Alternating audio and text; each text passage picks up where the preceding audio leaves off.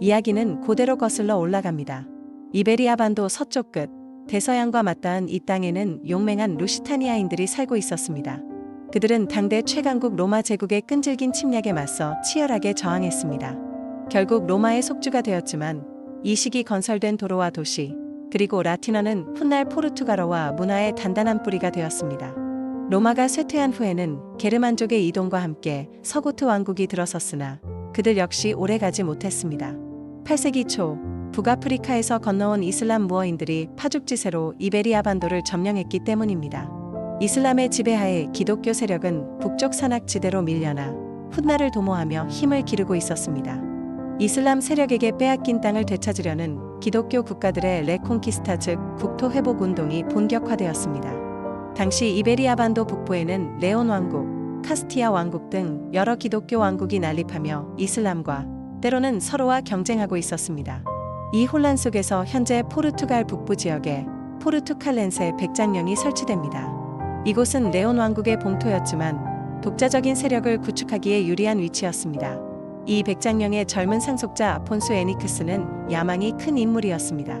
그는 자신의 어머니 그리고 종주국인 레온 왕국에 맞서 무력을 행사하며 독립을 향한 강한 의지를 드러냈습니다. 1139년 이슬람 군대와의 중요한 전투에서 대승을 거둔 그는 스스로 포르투갈의 왕이라 선포했습니다. 주변 강대국들 틈바구니에서 생존을 건 투쟁을 시작한 것입니다. 스스로 왕이라 칭했지만 진정한 독립국으로 인정받기까지는 험난한 과정이 필요했습니다.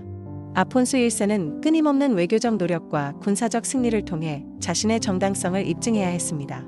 마침내 1143년 사모라 조약을 통해 레온 왕국으로부터 포르투갈의 독립을 공식적으로 인정받았고 1179년에는 교황의 승인까지 얻어내며 명실상부한 유럽의 왕국으로 자리매김했습니다.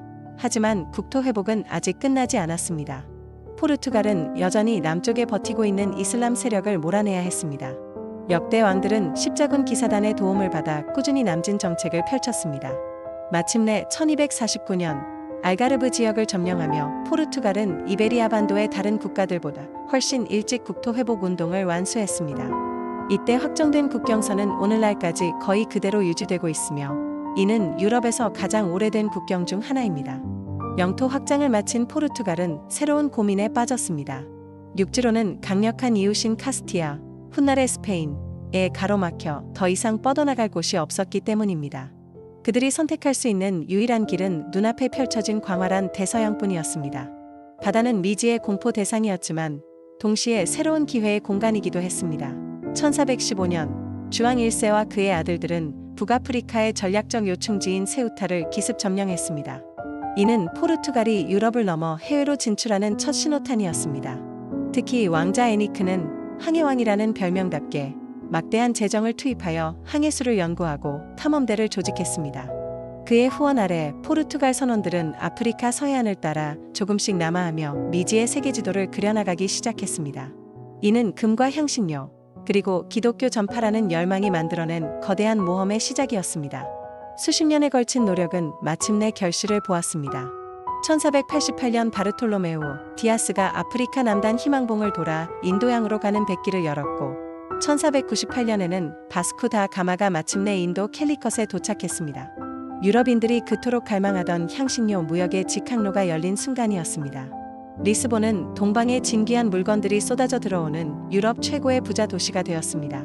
1500년 인도로 향하던 페드로 알바레스 카브랄의 선단은 대서양을 건너 지금의 브라질을 발견했습니다. 포르투갈은 아프리카, 아시아, 남아메리카를 잇는 거대한 해상 제국을 건설했습니다. 이 작은 나라는 강력한 함포와 요새를 앞세워 인도양의 주요 무역 거점들을 장악하고 막대한 부를 축적했습니다.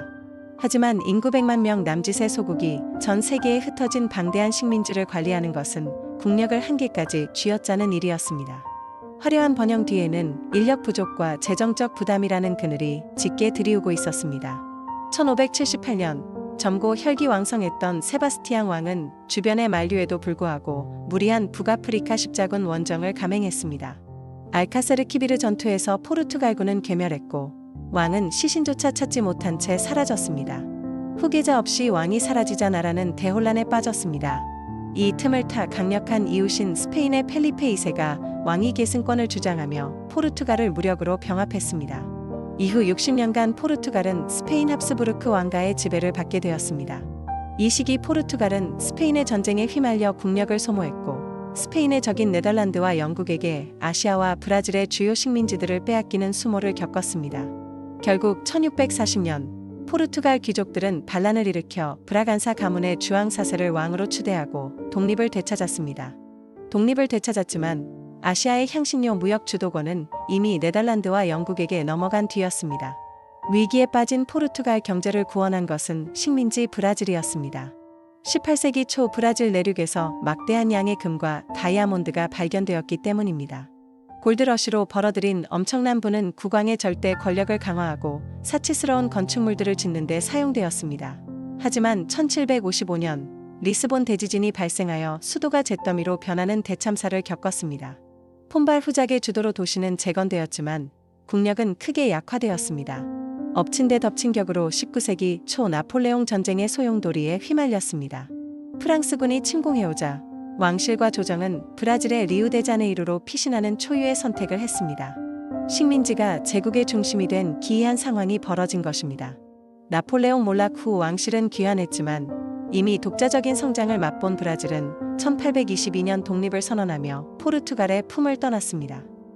가장 중요한 식민지였던 브라질을 잃은 후 포르투갈은 깊은 침체에 빠졌습니다. 정치적으로는 이펀 군주제 지지파와 절대 왕정 복거파, 그리고 공화주의자들 사이의 끊임없는 갈등과 내전, 미겔리스모 전쟁이 이어졌습니다. 경제는 영국의 공산품에 종속되었고 산업화는 더디기만 했습니다. 영국과 독일 등 열강들이 아프리카 대륙을 분할 점령하는 동안 포르투갈은 앙골라와 모잠비크 등 남은 아프리카 식민지를 지키기 위해 안간힘을 썼습니다. 그들은 아프리카 내륙을 연결하려 했지만 영국의 반대로 좌절되었고 영국의 최후 통첩, 이는 국민들에게 큰 굴욕감을 안겨주었습니다. 무능한 왕실과 부패한 정치에 대한 국민들의 불만은 극에 달했습니다.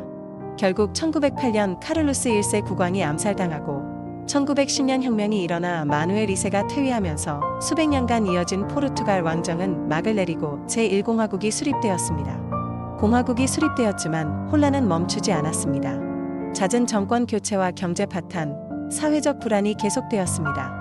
이 혼란을 틈타 1926년 군부 쿠데타가 일어났고 이후 경제학자 출신의 안토니우 드 올리베이라 살라자르가 재무장관을 거쳐 총리에 오르며 실권을 장악했습니다. 살라자르는 1933년 신헌법을 제정하고 에스타두 노부, 신국가 체제를 선포했습니다. 이는 강력한 검열과 비밀 경찰을 동원한 파시즘적 독재 정권이었습니다. 그는 신, 조국, 가족을 기치로 내걸고 정치적 안정을 핑계로 국민의 자유를 철저히 억압했습니다. 제2차 세계대전 중에는 중립을 지키며 이득을 취하기도 했습니다. 하지만 전 세계적으로 식민지 해방 열풍이 불 때 포르투갈은 시대의 흐름을 거스르며 아프리카 식민지를 유지하기 위해 막대한 비용과 인명을 쏟아붓는 무모한 식민지 전쟁을 10년 넘게 지속했습니다. 이는 국가 재정을 파탄내고 젊은이들을 사지로 내몰았습니다. 끝이 보이지 않는 식민지 전쟁과 독재에 지친 것은 국민들뿐만이 아니었습니다. 전쟁터에서 돌아온 젊은 장교들을 중심으로 변화의 열망이 싹텄습니다. 1974년 4월 25일 새벽 라디오에서 금지곡이 흘러나오는 것을 신호로 혁명이 시작되었습니다. 시민들은 거리로 나와 군인들의 총구에 붉은 카네이션을 꽂아주며 평화적인 방법으로 독재 정권을 무너뜨렸습니다. 이것이 바로 카네이션 혁명입니다. 혁명 이후 포르투갈은 빠르게 민주화의 길을 걸었습니다. 아프리카 식민지들은 모두 독립했고 제국의 시대는 완전히 막을 내렸습니다.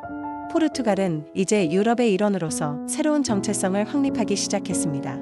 1986년 유럽 경제 공동체 EEC 현 EU에 가입하며 경제 발전을 이뤘고 유로존의 일원이 되었습니다.